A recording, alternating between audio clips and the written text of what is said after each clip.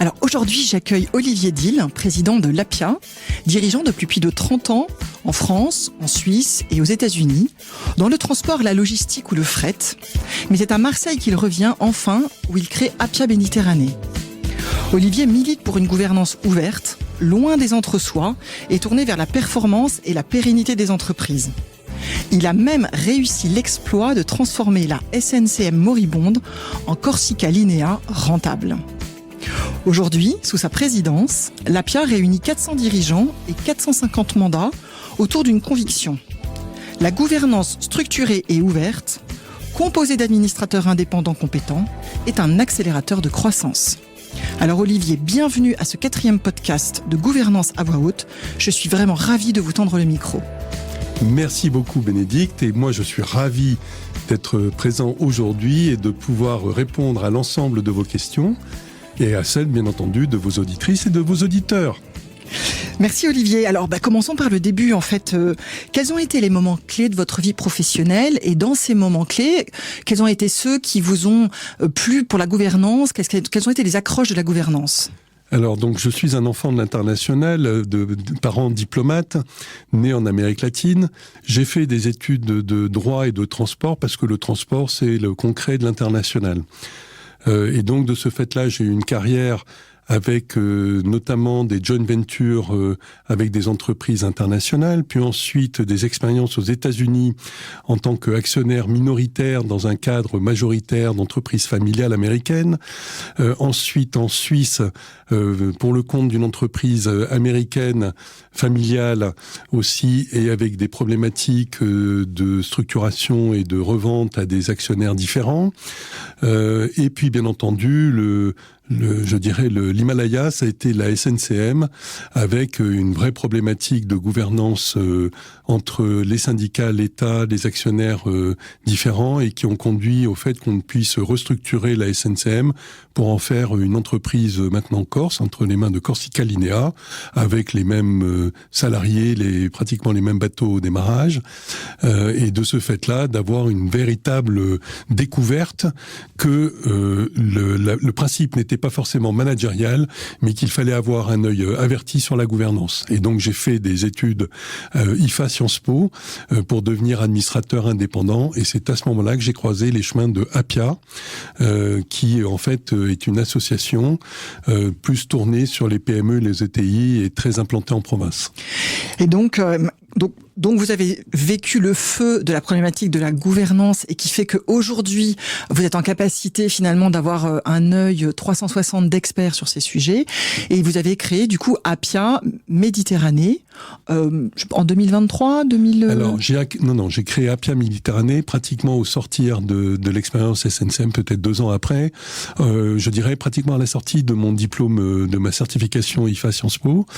En fait, avec un essaimage lié avec APIA, ce qu'on appelait à l'époque Sud-Est, puisque maintenant APIA Sud-Est est en 4 régions, avec Auvergne, avec Alpes, avec Rhône et avec Méditerranée.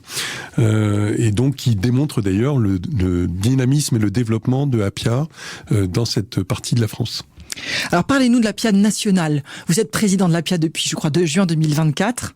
Racontez-nous. Alors, APIA, c'est d'abord, il faut avoir là en tête les 4 lettres de APIA, donc administrateur, professionnel, indépendant, associé.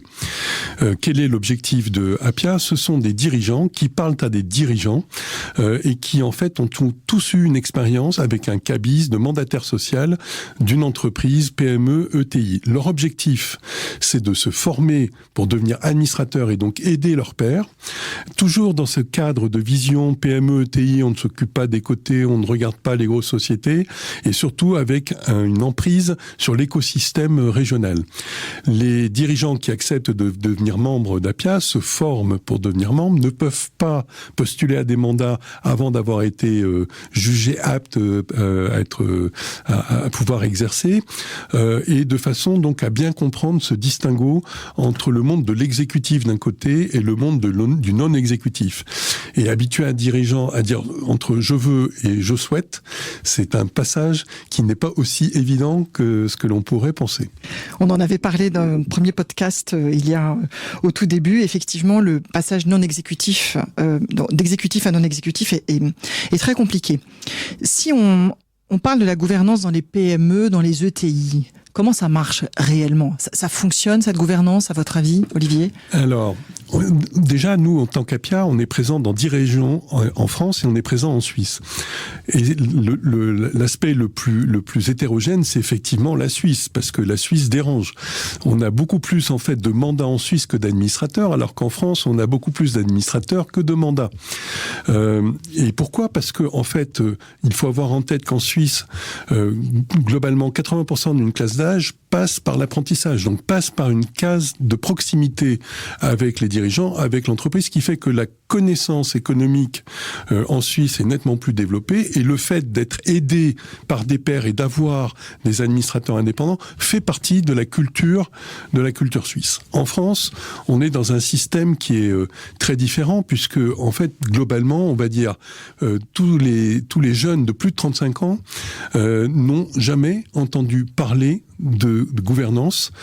Ils ont entendu parler de structure juridique, mais jamais en fait d'animation du conseil d'administration par rapport à leur COMEX. Qu'est-ce qu'on fait, qu'est-ce qu'on peut faire, comment on le fait. Et donc de ce fait-là, il y a une différence notable. Alors à la question, est-ce que ça marche ? Je pense que la réponse c'est oui, mais pas à la vitesse à laquelle on devrait être par rapport au nombre d'entreprises en France qui n'ont pas d'administrateurs indépendants. Et on voit que tout l'écosystème, la BPI à travers les accélérateurs, le réseau Entreprendre à travers les lauréats, l'APM à travers des formations sur la gouvernance, le FBN avec l'aide aux entreprises familiales. On voit que tout le monde a pris conscience qu'il y avait quelque chose à faire. Donc, ça vient, mais c'est pas aussi rapide que ce qu'on le souhaiterait. Moi, je suis un dirigeant d'entreprise, j'ai ma boîte familiale, 3e génération, on va dire.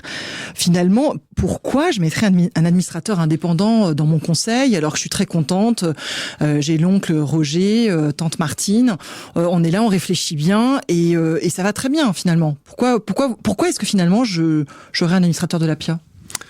Alors déjà, un administrateur de l'APIA, c'est un dirigeant.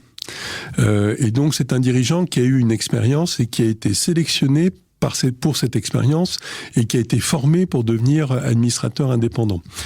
Et donc, il y a déjà le caractère de formation qui est extrêmement important et d'expérience qui est extrêmement importante. L'autre point, c'est que en fait, on essaye toujours d'amener, lorsqu'on nous confie un mandat, des dirigeants qui ont eu un caractère, on va dire x2, x3 en termes de taille d'entreprise, parce qu'ils ont traversé des expériences que le dirigeant actuel sera amené à traverser s'il cherche à grandir et à grossir. Et je ne veux pas mésestimer les qualités de tante Martine et de oncle Victor ou oncle Roger, mais il est évident que lorsqu'un professionnel vient qui n'est pas actionnaire, qu'il a un mandat clair et que donc son rôle est celui de défendre l'intérêt social et la pérennité de l'entreprise, il amène forcément une valeur différente et en tout cas, pour le moins, un regard différent. Le fait aussi d'avoir une structure ouverte en dehors du cadre familial permet aussi de différencier ce qui sont les intérêts de la structure familiale de ce qui est l'intérêt social de l'entreprise.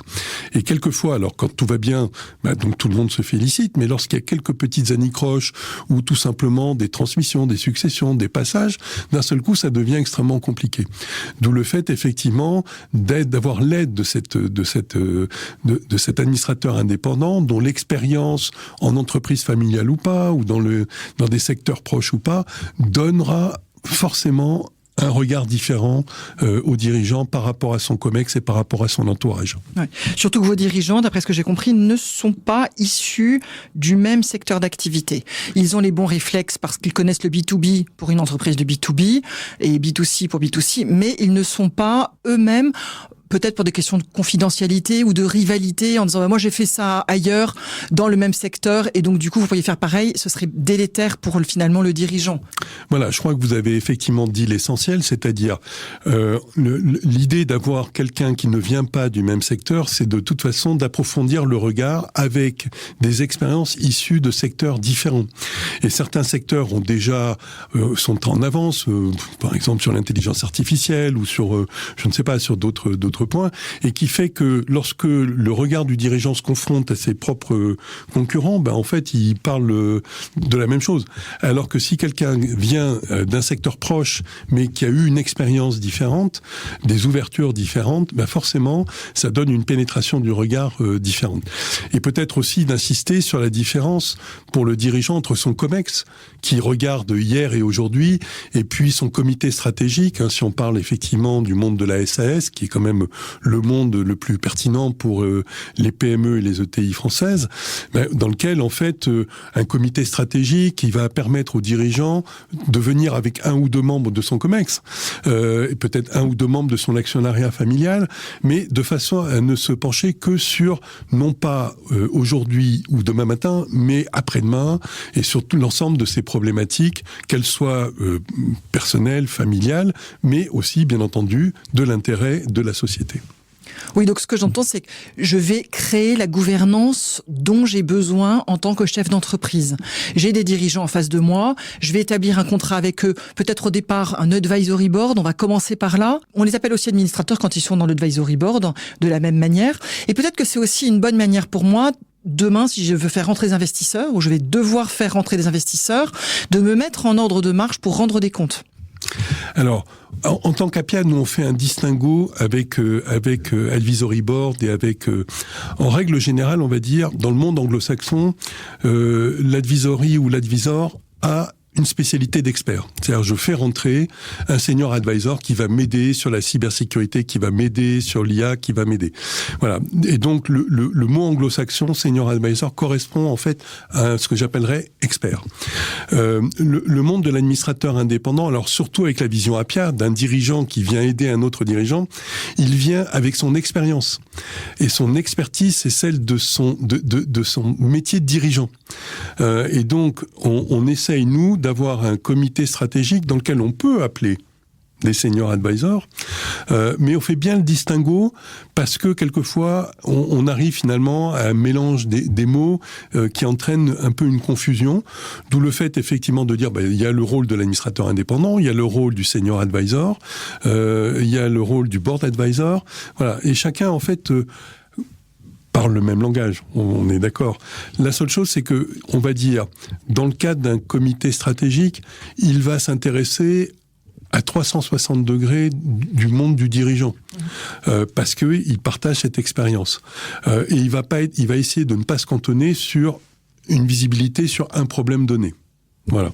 D'accord. Une approche plus holistique. Voilà. En fait, une approche plus holistique. Oui. Est-ce que ça change Est-ce que la gouvernance change quand on fait rentrer un investisseur? Comment ça se passe, à votre avis, enfin dans votre expérience évidemment, quand première fois qu'on a un investisseur? Et un investisseur, c'est pas une dette, hein, parce que la dette senior ou une dette bancaire, on n'a pas à structurer cette fameuse gouvernance. Mais un investisseur, on doit le faire.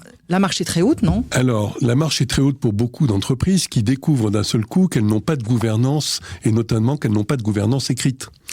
Et donc, le premier fait d'armes d'un fonds d'investissement lorsqu'il rentre, c'est de mettre en place, en fait, une gouvernance écrite avec les droits et les devoirs, la redéfinition du pacte d'actionnaires, enfin, l'ensemble des points qui vont structurer une gouvernance, d'avoir des comptes rendus écrits, des PV écrits qui font foi, d'avoir une stratégie claire qui va être communiquée, qui est communicable. Et lorsque souvent, lorsqu'on rentre dans des PME, des ETI, et notamment chez Appia, on impose ce qu'on appelle un parcours d'intégration. C'est-à-dire, on demande à l'administrateur gratuitement, pendant 2-3 jours, de faire un tour de l'ensemble des structures financières, administratives, opérationnelles, de terrain, etc., et de faire un rapport d'étonnement au niveau du dirigeant. qu'est-ce qu'on constate? Alors que le dirigeant dit, non mais ils savent tout, mes salariés savent ce que je pense, ce que je veux, où est-ce que je veux aller, la remontée d'informations et le retour n'est pas exactement ce qu'attend quelquefois le dirigeant. Et c'est cette dichotomie que l'on essaye effectivement de régler lorsqu'on arrive en tant qu'administrateur indépendant Appia dans des structures familiales. Lorsque on a un fonds d'investissement, il va forcément imposer cette structure et il va l'imposer avec une vision souvent très financière. Et je dirais que l'objectif du côté d'Appia est certes de parler de finance. On ne peut pas ne pas aborder l'aspect finance. Mais pour un administrateur Appia, un bon comité stratégique, c'est 60% sur la stratégie, 20% sur les relations humaines, parce que ça sert à rien d'avoir la meilleure stratégie si on n'a pas les hommes pour pouvoir la mettre en place. 10% à 20% sur les finances. Et si c'est 10 ou 20, de regarder tout ce qui est l'évolution, notamment liée aux pratiques de RSE ou de ESG, puisqu'on préfère le terme ESG chez Appia, parce qu'il y a le G de gouvernance. Voilà. Et donc, on essaye, à travers cette conduite de réunion, d'amener le dirigeant à se poser d'abord et avant tout la question de sa stratégie, de sa concurrence, voilà, et en même temps, de structurer la différence entre son monde d'entreprise et son monde familial. Gouvernance à voix haute. Bénédicte Huyot-Deluz, administratrice indépendante, et aujourd'hui, Olivier Dil, président de l'Appia. Olivier, est-ce qu'on peut dire aujourd'hui qu'être administrateur Appia, c'est pas tout à fait la même chose qu'être administrateur lambda, on va dire? Est-ce qu'il y a un label qui se crée? Alors, on y réfléchit de manière extrêmement sérieuse, mais déjà, il faut comprendre que être administrateur Appia, c'est déjà d'avoir la volonté de se former, puisque vous ne pouvez pas avoir un mandat Appia si vous n'avez pas suivi 5 auto-formations obligatoires chez Appia, quel que soit votre parcours, y compris même d'ailleurs pour les membres issus du certificat IFA Sciences Po. Tous, nous passons tous, y compris moi, sous ces fourches codines de formation au caractère Appia. On demande beaucoup aux membres Appia, en fait, en termes de participation, de présence, de mobilisation sur l'écosystème, de mobilisation sur LinkedIn, et c'est ce qui fait notre force, c'est-à-dire d'être une vraie association de membres actifs. On a toujours, comme dans toutes les associations, des voyageurs et des passifs, mais je dirais que ce qui est synonyme d'Appia, c'est le dynamisme dans les régions. Et en fait, le constat, c'est que même si on n'a pas une notoriété nationale établie partout, on a, à chaque fois qu'on est en caractère local, une belle image d'une association qui se bouge, qui est active et qui fait bouger ses membres. Vous parlez de label, on est en train de réfléchir, enfin on est même bien avancé sur la réflexion, puisqu'on a monté une plateforme de formation pour l'ensemble de nos membres, et donc on est en train de réfléchir maintenant sur comment monter ou un certificat ou un label qui permettrait effectivement aux membres Appia de dire j'ai bien suivi le cursus entier de formation Appia, on veut pas en faire un diplôme, on veut pas en faire quoi que ce soit, et qui permettrait peut-être aussi dans la sélection des membres qui concourent pour des mandats chez Appia, de dire moi en plus j'ai fait ça, même si on sait que c'est pas la principale demande des dirigeants qui recrutent un administrateur, c'est aussi un moyen de garantie quelque part. Voilà. 70 000 entreprises vont bientôt passer par la case transmission. C'est une chance ou c'est un risque pour la gouvernance ? Alors, les deux. Je dirais, le vrai risque, c'est effectivement que ces transmissions se fassent sans apport d'une gouvernance éclairée qui les aide effectivement à structurer les successions ou la vente. Et une opportunité, puisque en fait, on se rend bien compte, nous, en tant qu'Appia, que lorsqu'on nous confie des mandats, c'est souvent parce que le dirigeant se pose la question de et demain, et ma transmission et la succession. 50% des mandats que nous obtenons viennent, en fait, fait de dirigeants qui ont cette problématique de transmission et de succession. Donc oui, c'est forcément une opportunité, à une seule condition, c'est effectivement que tout l'écosystème dont j'ai parlé, FBN, BPI, APM, etc., soit bien conscient d'aider, de pousser sur l'information, parce que ce qu'on constate, c'est souvent un défaut d'information. C'est un dirigeant qui dit, moi en fait, j'ai pas envie d'être embêté, je n'ai pas envie qu'on me prenne mon pouvoir, enfin, il va y avoir une interférence sur ma prise de décision, voilà. Et en fait, c'est de pouvoir effectivement bien éclairer ces dirigeants par la parole d'autres dirigeants sur l'intérêt et l'avantage d'avoir un administrateur indépendant. Je peux donner des exemples dans ce cadre. Surtout, n'hésitez pas. J'ai été administrateur dans une entreprise avec un dirigeant relativement âgé, une problématique familiale avec un fils dans l'entreprise. Bon, et donc finalement, la vraie question était, est-ce que le dirigeant doit toujours rester en poste comme président, directeur, général, exécutif du quotidien, ou est-ce que finalement, en fait, on peut arriver à avoir une dissociation entre la présidence d'un côté et la direction générale de l'autre. Et est-ce que le fils est forcément le directeur général choisi ? La réponse a été non. Et donc ça a été non en discussion ouverte avec les acteurs familiaux et avec le ressenti des entreprises, puisqu'il y avait plusieurs entreprises en France et à l'international. Voilà. Et donc de ce fait-là, voilà, ça peut amener à ce type de prise de conscience du fait que les boîtes qui sont souvent bien gérées, on a parlé du modèle suisse, mais prenons le modèle allemand, quand il y a un directoire d'un côté et un conseil de surveillance, avouez que c'est aussi une démarche très pragmatique. Dans le conseil de surveillance, vous mettez de l'expérience, dans le directoire, vous mettez ceux qui font le boulot au quotidien. Et les deux doivent discuter pour pouvoir avancer, puisque le directoire n'a de moyens que ce que lui donne le conseil de surveillance. Et donc ces modèles-là avancent forcément mieux parce que, allez, soyons clairs, le pouvoir est collectif. Le pouvoir est collectif et la réflexion est collective. En fait, l'absence de temps, le nez dans le guidon, l'absence de vision stratégique. Je pense que c'est quand même l'élément essentiel de cette fameuse gouvernance. Est-ce qu'il y a quand même une date de péremption pour les administrateurs ? Parce que finalement, il faut avoir été dirigeant, on arrive avec son expérience, mais est-ce qu'à un moment, finalement, on n'est plus très pertinent par rapport à ce qu'on apporte ? Alors, c'est une bonne question et en même temps, on a des statistiques assez précises. L'âge moyen des administrateurs en France, c'est 63 ans. Ce qui démontre quelque part qu'on repose sur l'expérience. D'accord ? Alors 63, ça veut dire qu'il y en a de 50 et il y en a de 80. Donc, à la question, est-ce qu'il y a une date de pérennité ? Ça dépend en fait de l'apport de l'administrateur indépendant à l'égard du dirigeant. Et l'exemple souvent qui est le plus flagrant, c'est un des rôles de l'administrateur indépendant, c'est de faire partager son réseau de connaissances. Et c'est de faire partager son réseau d'experts. Lorsque le dirigeant a un problème à Pékin, d'accord ? Il n'a pas forcément le réseau qui lui permet de dire tiens, je connais quelqu'un à Pékin qui va m'aider. Et un des rôles de l'administrateur, c'est effectivement de partager son réseau. Bon, et donc la péremption, c'est celle du réseau qui ne fonctionne plus. Je dirais, et c'est celle du conseil qui n'est plus en place. Et c'est là où on revient à votre question sur l'advisor. Et donc, il y a une évolution anglo-saxonne qui consiste en fait à avoir des générations de jeunes dirigeants, 40 ans, 45 ans, et non plus 62, 63 ans, qui viennent avec une notion d'expertise. Voilà. Et c'est cette évolution entre expertise, expérience qui est en train de se mettre en place, que ce soit dans le monde anglo-saxon et que ce soit pas encore tout à fait, mais qui est en train de poindre dans les ETI françaises.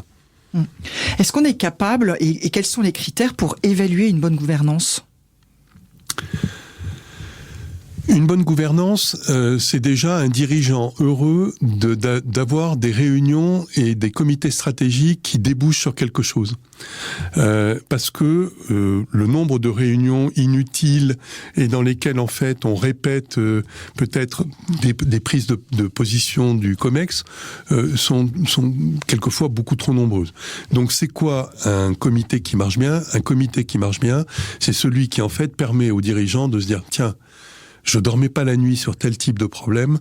Et sincèrement, c'est vrai que cette discussion et ce regard, tiens, mais c'est vrai que Pierre Dupont, il a raison quand même que j'ai pas regardé ce point-là. Et dès demain, je vais quand même orienter le regard de mon COMEX pour qu'on aille sur quelque chose. Voilà, tant que le dirigeant trouve un intérêt intellectuel et un intérêt financier à se dire je bloque 4 demi-journées, 6 demi-journées, 6 journées par an, et tant qu'il voit que ça fonctionne pour son entreprise, on va dire que ça marche bien. D'accord. Et si on est dans quelque chose d'un peu plus structuré, une société cotée, est-ce que vous avez des sociétés cotées à l'APIA ? Alors, la réponse, c'est on a des ETI cotés, enfin, on a quelques exemples d'ETI cotés, mais c'est pas le cœur. C'est pas le centre du sujet d'APIA, puisque très, très, très clairement, on est plutôt orienté dans ce qu'on appelle les territoires, moi ce que j'appelle la province, la belle province française avec les belles PME et les belles ETI. Et je dirais que lorsque vous êtes, prenons l'exemple de Marseille, dont je suis issu, vous avez 4 sociétés cotées. Donc c'est pas cet écosystème-là qu'on va chercher à regarder. Est-ce que être une femme dans un conseil, alors advisory, ou est-ce que c'est quelque chose de différent pour vous ? Est-ce que c'est une caractéristique différente ? Bon, alors d'abord, la loi Copé-Zimmermann a quand même ouvert a ouvert le regard quand même des dirigeants sur le fait de la mixité de leur conseil. Alors après, la réponse c'est est-ce que quand il y a une femme, ça marche mieux ? On vous dira oui dans certains cas, on vous dira non dans certains cas.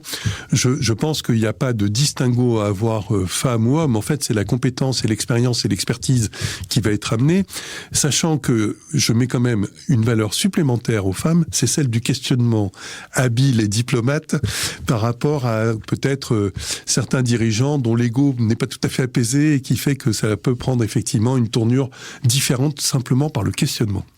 L'ego dans les conseils, on en parle, Olivier ? C'est un sujet qui reste prégnant, bien sûr. Il n'y a pas d'entreprise sans avoir un dirigeant qui a un ego. Sinon, l'entreprise ne serait pas là, elle n'aurait pas été créée ou ne serait pas en continuité s'il n'y avait pas l'ego de dire « je vais le faire, je vais m'y mettre ». Pour le dirigeant, d'accord, mais pour l'administrateur ? Pour l'administrateur, c'est un défaut. Donc pour l'administrateur, c'est véritablement quelque chose sur lequel Apia, lorsqu'on recrute on coopte nos membres chez Apia, donc avec 3 entretiens, un droit de veto national, enfin vraiment c'est un système assez puissant de cooptation. Un des points que l'on regarde le plus, c'est effectivement l'ego apaisé. C'est-à-dire la personne que l'on a en face de nous, une fois formée, aura-t-elle effectivement les soft skills pour pouvoir s'adresser à un autre dirigeant et l'aider, et non pas imposer ses idées. Oui, et je crois que dans votre programme de formation, c'est particulièrement marqué, cette partie-là. C'est justement aussi, quand vous parliez de l'APM tout à l'heure, c'est un des sujets clés sur l'APM, c'est d'avoir, disons, des soft skills très adaptés et tout terrain aux différentes situations.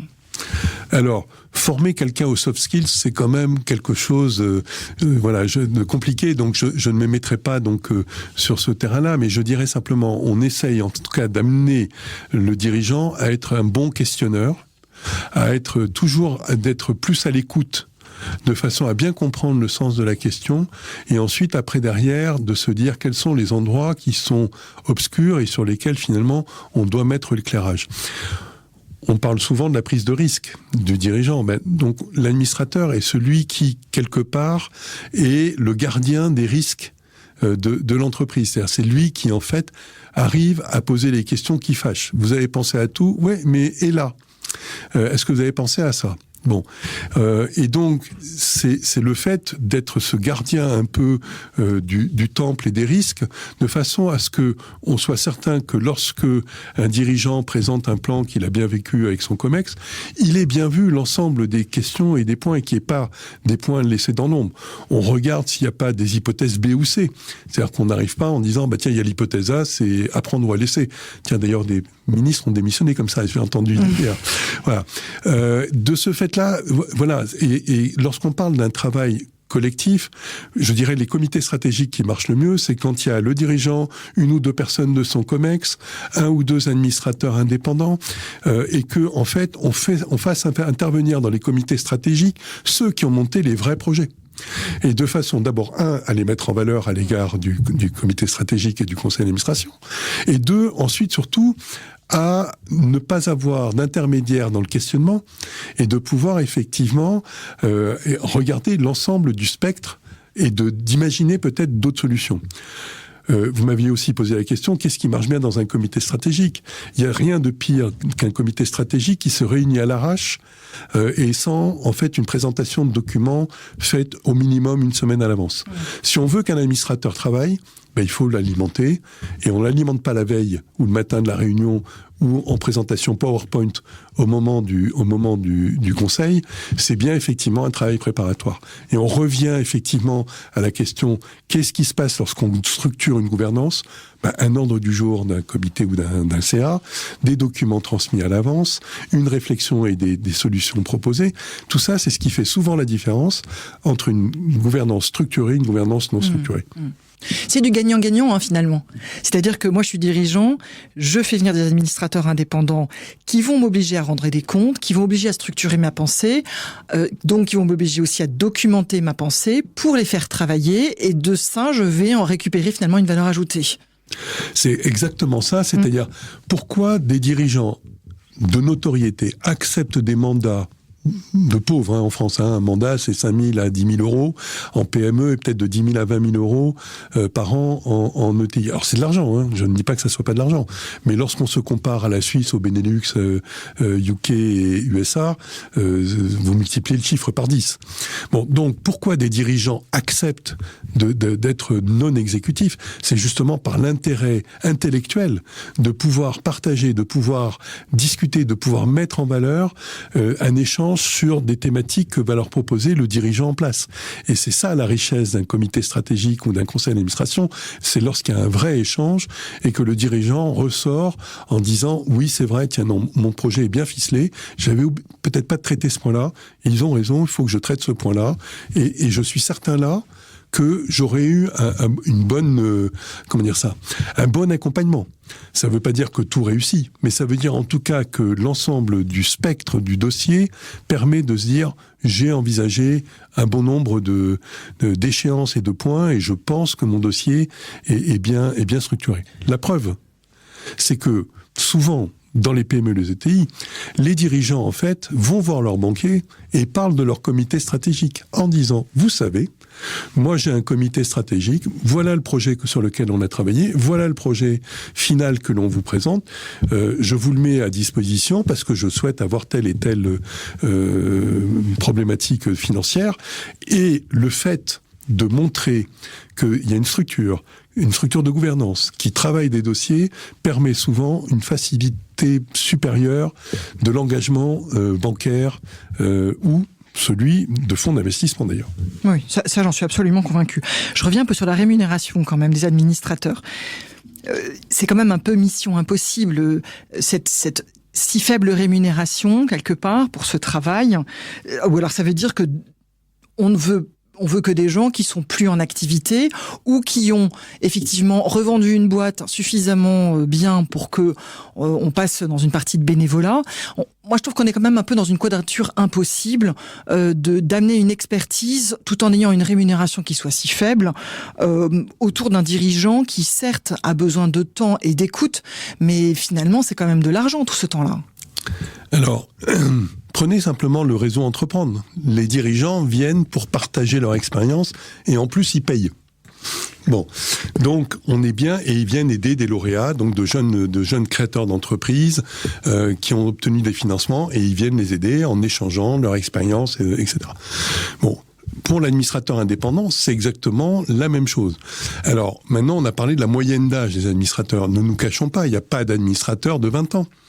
Ce qui est aussi un drame, d'ailleurs, pour les générations, on va dire, de Quadra, qui disent, mais vous comprenez, vous mettez des administrateurs qui comprennent rien au monde de la génération XYZ dans laquelle nous sommes aujourd'hui. C'est pour ça qu'on parle d'ailleurs des senior advisors qui viennent donner justement cet éclairage. Bon, maintenant, la rémunération d'un administrateur, enfin, je vais donner Non, je vais donner un exemple. Le dirigeant historique de Sanofi, d'accord, X milliards d'euros, et qui est administrateur indépendant d'une belle ETI à Marseille.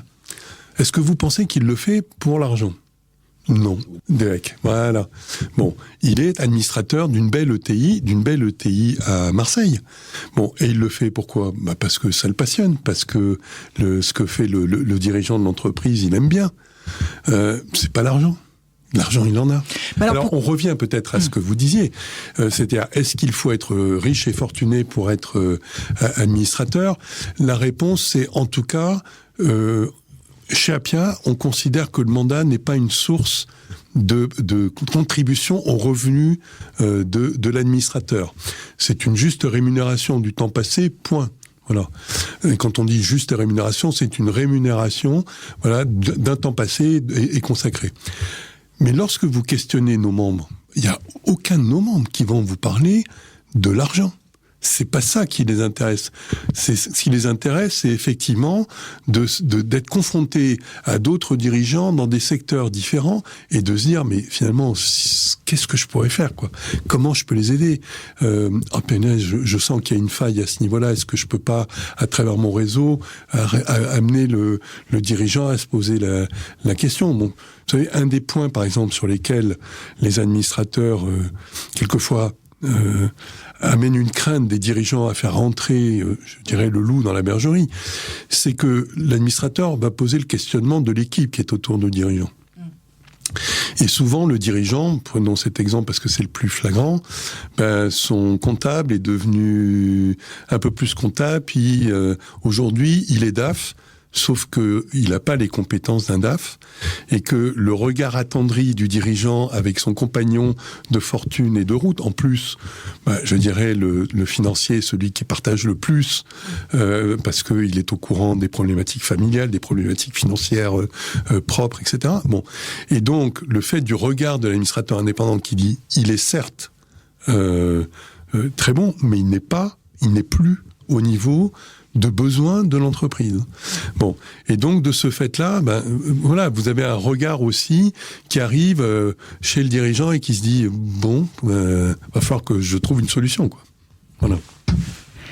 Mais pourquoi en Europe finalement, on arrive, ou même aux États-Unis. Alors, aux États-Unis, on sait que c'est plus une problématique de responsabilité. La rémunération est très liée à la responsabilité sur son patrimoine. On fait la liaison. Est-ce qu'en Suisse, c'est pareil ? En Allemagne, c'est pareil ? Oui. Vous avez une responsabilité sur votre patrimoine ? Oui. Et donc, il y a des assurances. Et donc, c'est pour ça qu'il y a une rémunération qui est quand même assez élevée. On rémunère ce risque-là, finalement. On rémunère ce risque-là, sachant qu'après, il y a deux cas de figure. Soit l'assurance est prise en charge par l'entreprise, en disant, j'assure mes mandataires sociaux. Donc dirigeant de fait ou administrateur. Bon, mais souvent, en fait, il y a une double couverture. C'est-à-dire que l'administrateur indépendant va prendre sa propre couverture de façon à être certain de ne pas être, entre guillemets, pris entre deux feux, entre l'intérêt de l'actionnaire ou l'intérêt social et le sien. Globalement, et d'ailleurs à l'IFA, ils vous le disent, dès que vous faites le cursus international, la première chose que regarde un administrateur quand il va rentrer, c'est est-ce qu'il est couvert. RCMS, c'est tout. Voilà. Est-ce qu'il est couvert ? C'est la première question à se poser. Et sur les assurances, c'est sa seule question. Oui.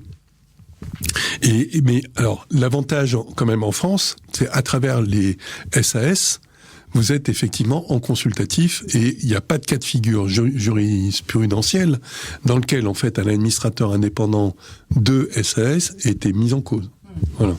On n'a pas beaucoup de cas de responsabilité, de toute manière, pour un administrateur en France. C'est vrai qu'il y en a beaucoup plus en Suisse. Voilà. Olivier, je change de sujet. Si vous aviez une baguette magique et que vous ayez la capacité de piocher le meilleur des pratiques à l'international, qu'est-ce que vous aimeriez mettre en France en termes de gouvernance, Alors, on est en train de renouveler Appia, et donc Appia est en train de d'évoluer d'une manière extrêmement favorable, très dynamique, avec plus de membres, avec des partenaires de plus en plus nombreux, enfin voilà. Et on a fait un comité stratégique Appia pour se dire c'est quoi Appia dans 5 ans, dans 10 ans. Notre rêve, d'être présent dans toutes les grandes villes françaises, donc les 20 premières villes françaises. Et notre rêve, c'est que les pouvoirs publics prennent conscience, comme ils l'ont fait pour la loi Copé-Zimmermann, le fait de dire avoir un administrateur indépendant, ça devient obligatoire. À partir de quelle taille? Alors on va pas effrayer, mais nous on suggérerait que ça soit à partir de 10 à 15 millions d'euros. Et c'est pas une problématique d'argent, encore une fois, c'est vraiment une problématique d'accompagnement. Et si on devait rêver avec la baguette magique d'un nouveau gouvernement très tourné vers les entreprises, imaginons même un entrepreneur chef du gouvernement. Soyons fous. Voilà, soyons fous. Le fait de se dire, il y a 700 000 entreprises en France dont on craint des problématiques de succession et de transmission, comment puis-je faire pour les aider? Et le fait effectivement de dire, ça serait bien qu'il y ait un administrateur indépendant, qu'il y ait une gouvernance structurée, parce que dès qu'un administrateur indépendant rentre, comme par hasard, il gouverne la structure, il structure la gouvernance. Et donc de ce fait-là, ça permettrait d'avoir effectivement un tissu de PME et de TI beaucoup plus actif et beaucoup plus enclin à regarder les vrais problèmes. Je vais vous citer une autre expérience. J'ai été chez 60 000 rebonds.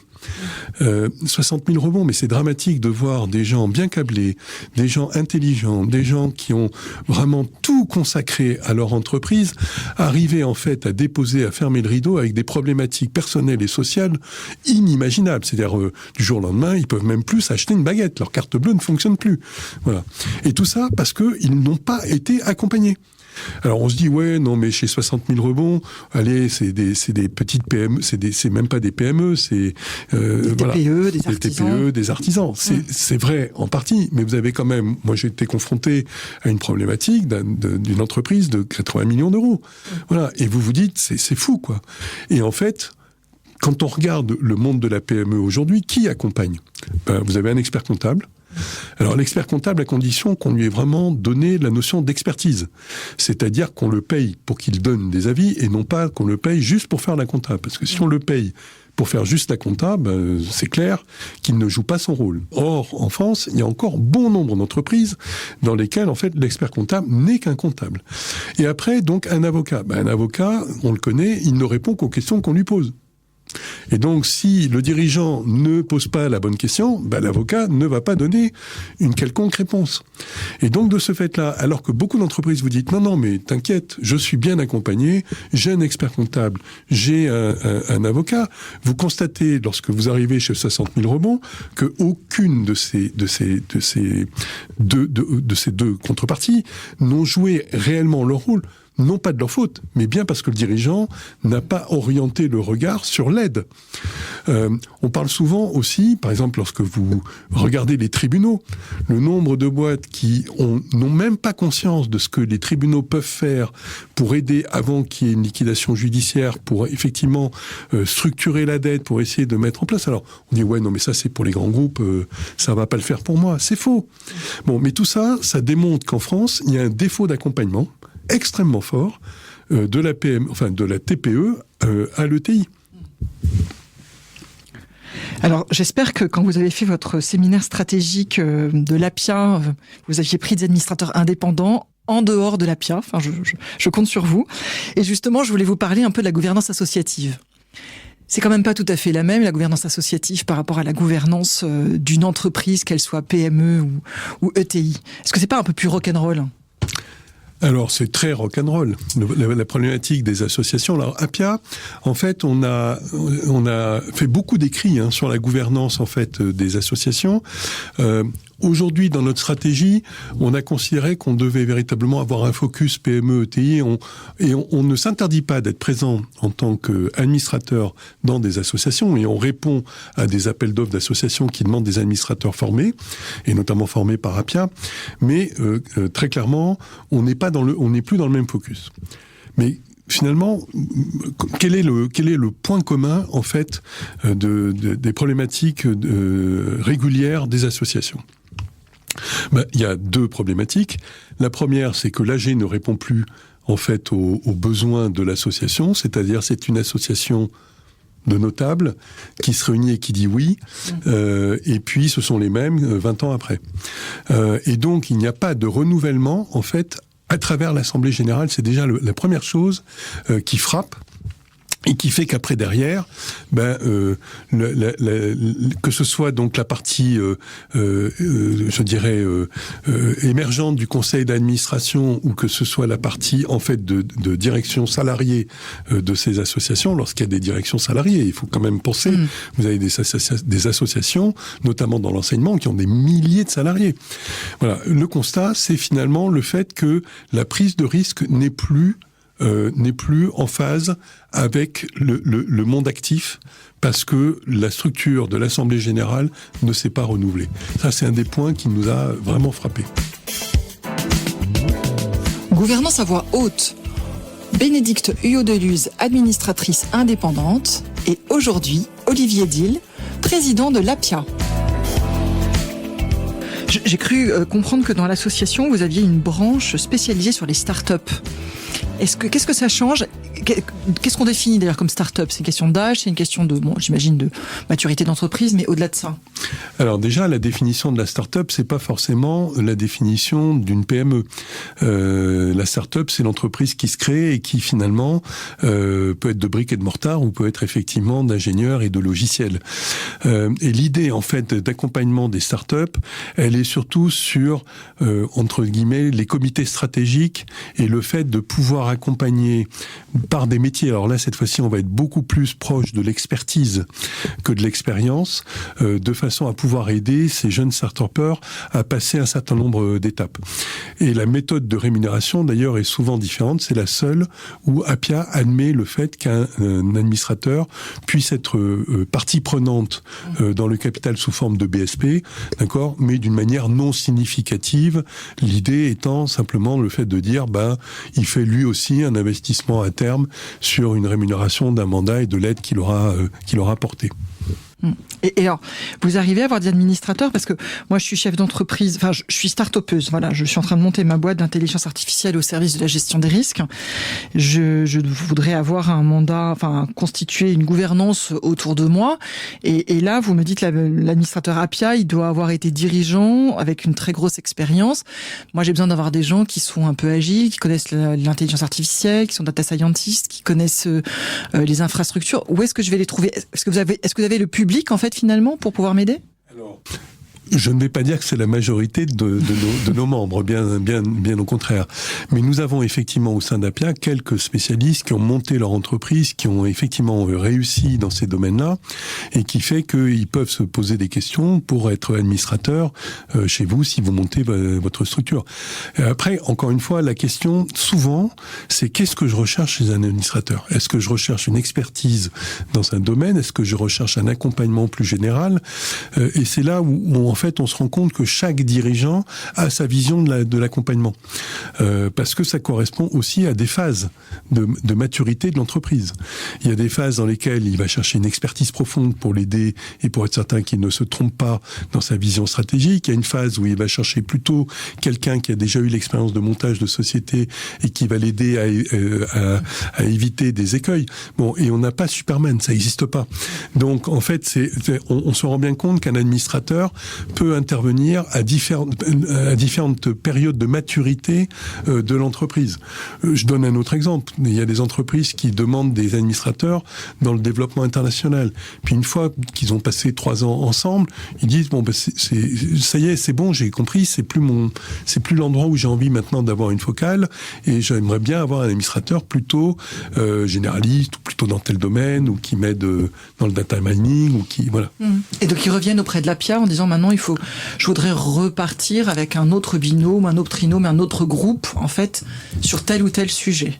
Alors, c'est là où on revient à la baguette magique. Non, il n'y a pas de baguette magique. Non, ils ne reviennent pas forcément chez Appia. Bon, et en fait, le constat, c'est quand même que la recherche d'administrateur indépendant, c'est la recherche intuitu personnée de la personne qui va m'aider. Et donc, quel est le premier pourvoyeur d'administrateurs indépendants en France ? C'est l'APM. Parce que l'APM, ce sont des dirigeants qui se rencontrent, et puis au bout d'un moment, le dirigeant qui est dans le même club se dit, tiens, celui-là, il serait pas mal quand même dans mon conseil quand même. Voilà. D'où de ce fait de se dire, il n'y a pas besoin forcément de passer par l'IFA, par APIA, voilà. L'important, c'est de penser à une gouvernance structurée et ouverte. Je pense que c'est ça le vrai message. On vend APIA parce que c'est notre rôle, mais le vrai message à passer aux 700 000 entreprises, c'est de dire, mais surtout, faites-vous accompagner. En fait, ça vous coûte pas grand-chose, ou que ça peut même être gratuit dans certains cas, et vous avez tout à y gagner. Et donc, c'est beaucoup plus, en fait, la construction intellectuelle entre un dirigeant et un administrateur, enfin, un dirigeant ou une personne, d'accord, qui va l'aider d'une manière intelligente à avancer et éclairer avec des conseils, avec un réseau qui va l'aider à performer et à mieux performer. Si on revient un petit peu sur la partie donc entreprise privée, pourquoi est-ce qu'on démissionne d'un board ? Pourquoi est-ce qu'on quitte un conseil d'administration ? Alors, ça arrive beaucoup plus souvent qu'on ne peut l'imaginer. Encore une fois, comme l'administrateur indépendant est peu payé, c'est pas la rémunération qui va jouer le rôle. Qu'est-ce qui va jouer comme rôle ? D'abord, des deux côtés. Il faut se rappeler qu'un administrateur est révocable ad nutum. D'accord ? Ça veut donc dire quoi ? En droit, ça veut donc dire que le dirigeant peut, du jour au lendemain, révoquer un administrateur indépendant qu'il a nommé en disant vous ne correspondez plus au profil que je recherche, on a évolué, on est dans telle direction. Donc déjà, du côté du dirigeant d'entreprise, il faut avoir en tête qu'il n'est pas pieds et poings liés, il n'y a pas de contrat autre qu'un mandat, et un mandat est révocable. Du côté de l'administrateur, globalement, la question c'est est-ce qu'il est écouté ou pas écouté ? Est-ce que finalement, quand il avance un certain nombre de thèmes, est-ce qu'il est pris en compte par le dirigeant, ou le dirigeant qui cause toujours et je fais comme je veux. Et donc on arrive souvent, en fait, à une problématique de scission entre l'administrateur et le dirigeant parce qu'ils sont pas sur la même longueur d'onde, tout simplement. Et donc, soit c'est le dirigeant qui le constate et qui dit finalement je n'ai pas besoin ou je vais changer d'administrateur, soit c'est l'administrateur qui dit je suis désolé mais voilà on n'est plus sur la même longueur d'onde et cette alchimie, nous chez APIA on parle de l'alchimie gagnante entre un dirigeant et son administrateur indépendant, n'existe pas ou n'existe plus ou ne s'est pas formé. Et donc d'où le fait d'être très sélectif au moment de mettre en place un administrateur indépendant sur la partie soft skills, de façon à être certain que ils parlent le même langage et qu'ils soient sur la même longueur d'onde. Et donc oui, je dirais que soit il y a des mandats qui durent extrêmement longtemps, soit des mandats qui s'arrêtent très très vite, de par le dirigeant ou de par l'administrateur qui voit que finalement ils ne sont pas dans la même longueur d'onde. Quelquefois aussi, il peut y avoir une différence de sensibilité, c'est-à-dire que nous, en tant qu'APIA, on insiste sur la partie collective. Et je vous ai dit, nous, finalement, un comité stratégique avec un ou deux membres du COMEX, un ou deux membres de la famille, bon. Et quelquefois, on est recruté par des dirigeants qui disent, ouais, non, mais tout ça, on va le mettre après. Mais alors d'abord, j'aimerais être en face à face. Et puis, de façon à pouvoir échanger, à être bien en phase avec mon processus stratégique, etc.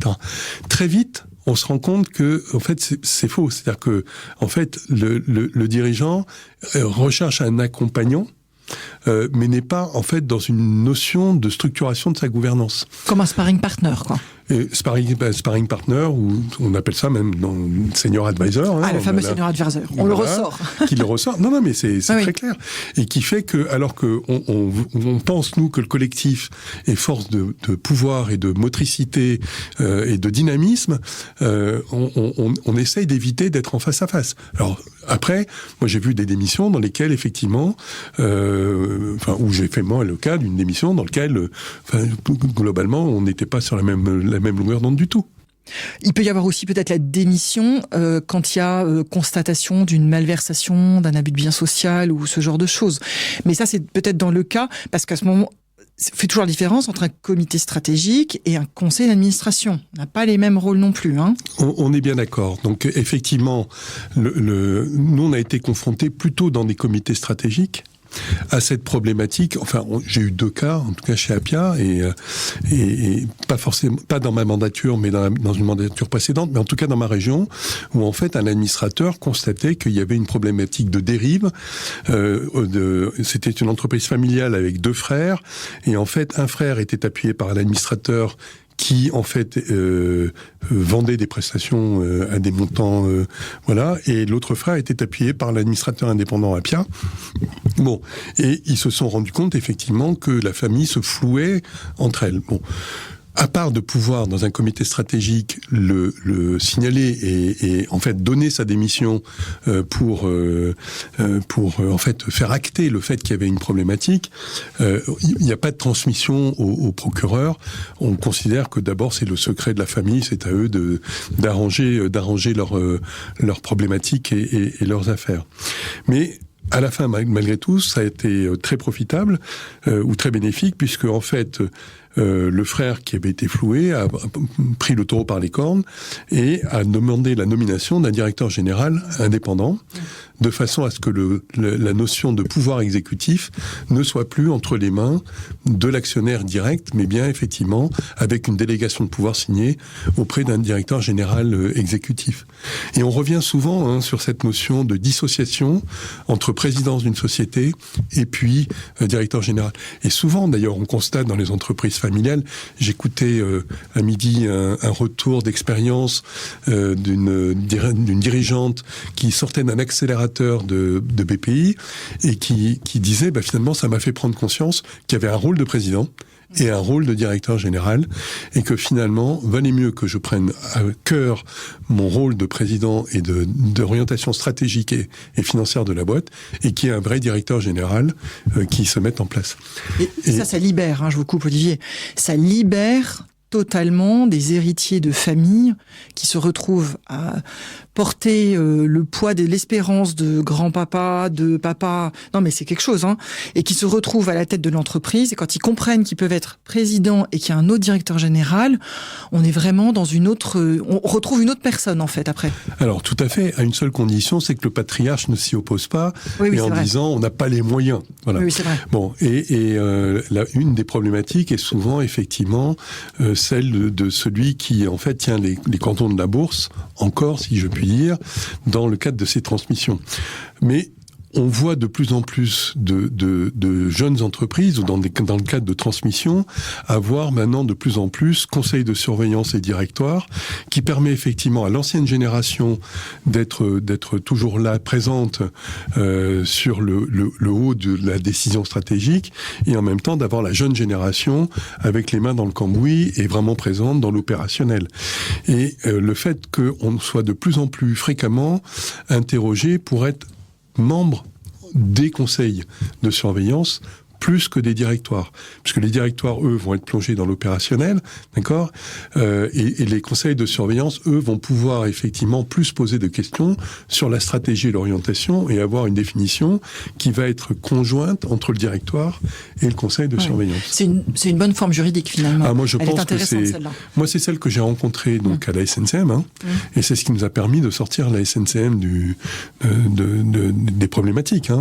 Les problématiques au niveau de la SNCM étaient différentes puisque l'entreprise était condamnée par la Commission économique européenne à couler. Mais le fait, après derrière, de pouvoir se dire, lorsqu'il y a conseil de surveillance et directoire, on est capable de pouvoir effectivement avoir une meilleure liberté de propositions et de plans stratégiques, moi je pense que ça s'est vérifié, et je l'ai vérifié en Allemagne aussi avec les entreprises que j'ai vendues au groupe Berner.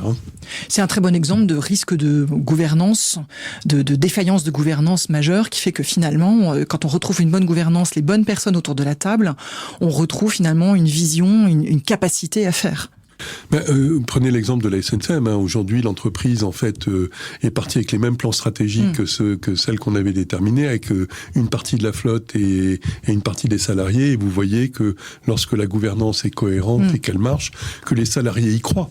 D'accord ? Parce que finalement, c'est aussi donner un axe et que l'ensemble est embarqué dans le même bateau. Ça fonctionne très bien. Oh, quel jeu de mots, Olivier, magnifique. Alors pour presque terminer notre entretien fleuve, n'ayons pas peur des jeux de mots, Vous assistez demain pour la première fois à un conseil d'administration. C'est quoi votre recommandation ? Alors, ma recommandation, elle est de ne pas rentrer dans un conseil d'administration comme un lion dans une cage. Et en fait, chez Appia, j'ai beaucoup insisté, on recommande un parcours d'intégration.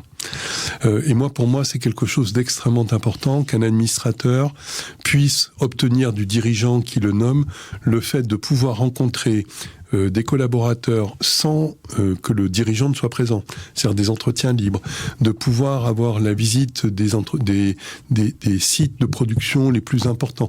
C'est-à-dire, l'administrateur qui rentre dans un nouveau conseil doit faire un travail préparatoire de connaissance de l'entreprise, de façon à pouvoir intervenir à propos et en ayant une connaissance de l'entreprise. Alors, c'est pas en 3 jours qu'on acquiert une connaissance de l'entreprise, mais en tout cas, en 3 jours, vous commencez assez vite à comprendre quelles sont les problématiques qui s'y posent, parce que ce qui est très drôle, c'est que souvent, les collaborateurs ne s'épanchent pas auprès de leurs dirigeants.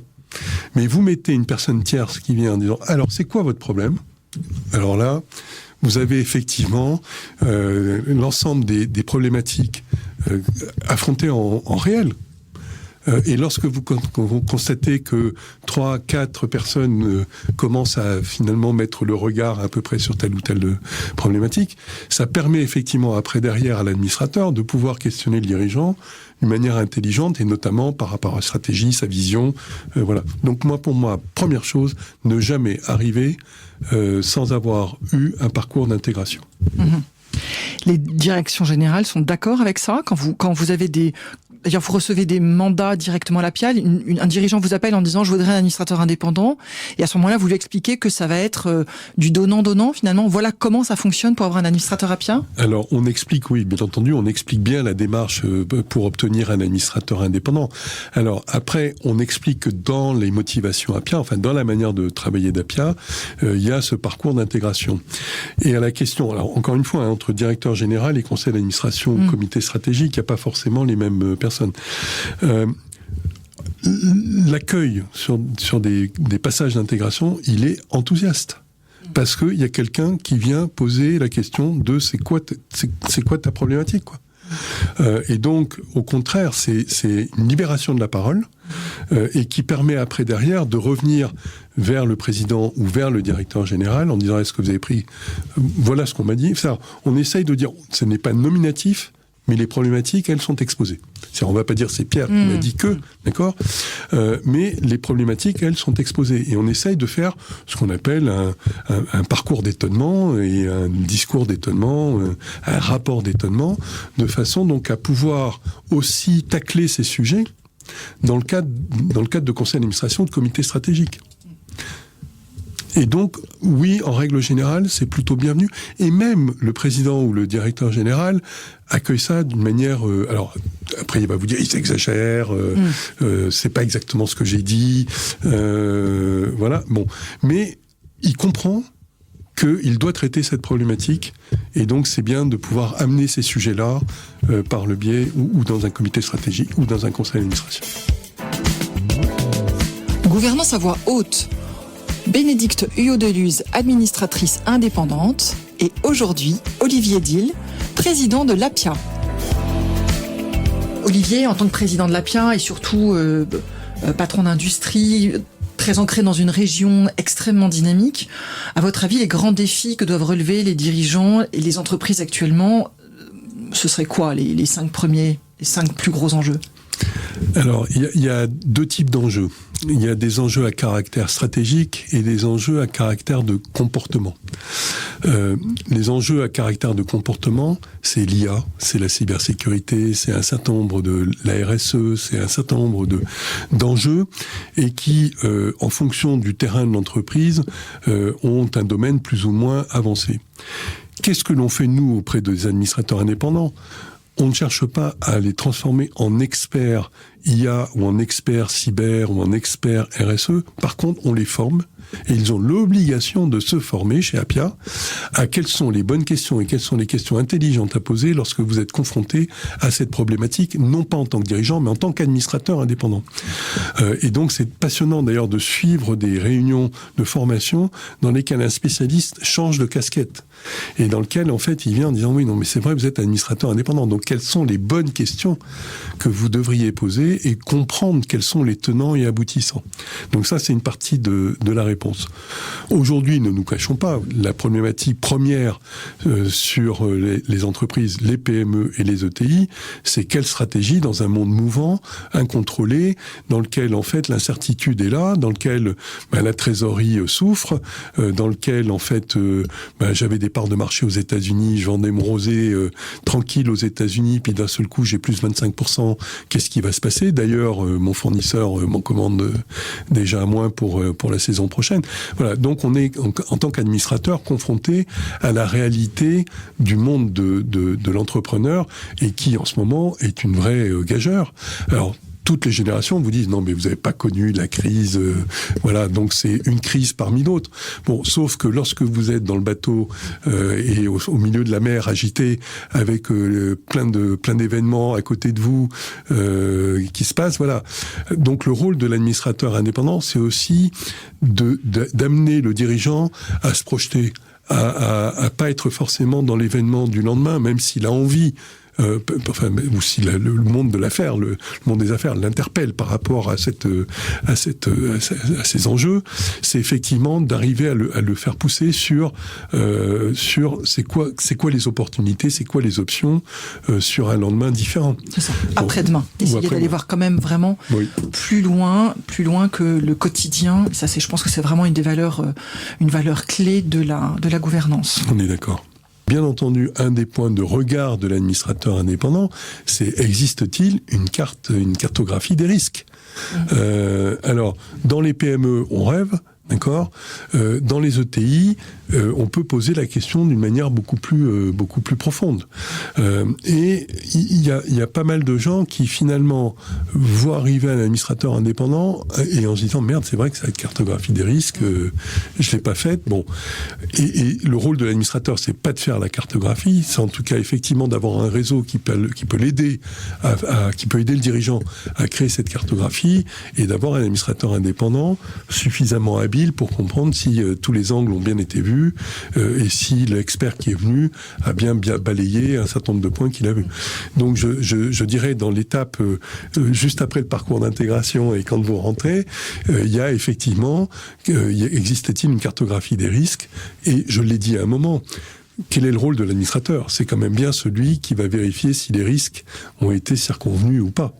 Et par le questionnement, pas forcément par l'expertise, mais en tout cas par le questionnement. Merci Olivier. Et alors, dernière question, je termine toujours par cette petite question de le podcast. Et vous, Olivier, quel est votre rituel d'administrateur ? Avant de rentrer dans un conseil, que faites-vous ? Alors, avant de rentrer dans un conseil, un parcours d'intégration, ça c'est sûr. Bon, mais une fois qu'on est vraiment dans le conseil, je dirais, il n'y a rien de pire qu'un administrateur qui n'a pas lu un dossier. Et donc, il n'y a rien de pire qu'un administrateur qui ne travaille pas. Et ça dénature de manière profonde le rôle de l'administrateur indépendant que d'avoir des touristes. Donc la vraie définition de l'administrateur indépendant, c'est quelqu'un qui lit les dossiers, qui travaille les dossiers, qui amène des suggestions, et il est là pour ça. Et s'il est juste touriste et béni oui lors d'un comité stratégique ou d'un conseil d'administration, son rôle est nul. Donc, et vous, que faites-vous alors, Olivier ? Vous, personnellement ? Moi, personnellement, encore une fois, lorsqu'on m'envoie d'abord, je demande les documents. C'est-à-dire, je suis aussi questionneur sur les documents. Et ensuite, après, derrière, j'essaye de travailler au maximum l'ensemble des dossiers qui me sont présentés. Et le rôle d'un administrateur indépendant, c'est le questionnement. Et donc, il ne s'agit pas de poser 48 000 questions pendant un comité stratégique ou un conseil stratégique, mais d'ordonner aussi son questionnement en fonction de la problématique et de la lumière que vous avez vue à travers les dossiers.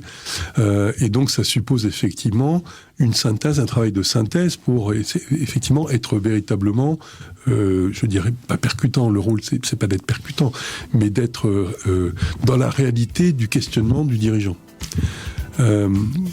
Le rituel, il est assez simple, c'est le travail. Merci beaucoup Olivier. Merci, pour cet échange fleuve très intéressant. À très bientôt, j'espère. Merci Bénédicte.